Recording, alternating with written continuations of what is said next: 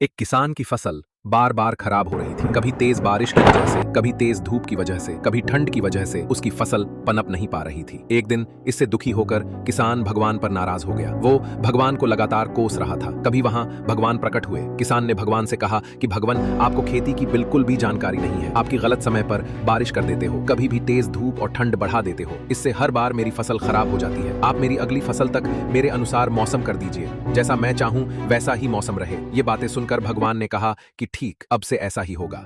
ये बोलकर वे अंत ध्यान हो गए। अब जब वो बारिश चाहता था तब बारिश होती, फसल के लिए जब उसे धूप की जरूरत होती तब धूप निकलती। इस तरह उसकी इच्छा के अनुसार मौसम चल रहा था। धीरे धीरे उसकी फसल तैयार हो गई। हरे भरे खेत को देखकर किसान बहुत खुश था। जब फसल कटाई का समय आया तो उसने देखा कि फसल की बालियों में गेहूं थे ही नहीं, सब की सब खोखली बालियां थीं। ये देखकर उसने फिर से भगवान को याद किया। भगवान प्रकट हुए तो इसकी वजह पूछी। भगवान ने कहा कि तुम्हारी फसल ने बिल्कुल भी संघर्ष नहीं किया है, इसी वजह से ये खोखली हो गई है। जब फसलें तेज बारिश में, तेज हवा में खुद को बचाए रखने का संघर्ष करती है, तेज धूप से लड़ती है, तभी उसमें दाने बनने की प्रक्रिया शुरू होती है। जिस तरह सोने को चमकने के लिए आग में तपना पड़ता है, ठीक उसी तरह फसलों के लिए भी संघर्ष जरूरी होता है। ये बात किसान को समझ आ गई और उसे अपनी भूल का एहसास हो गया।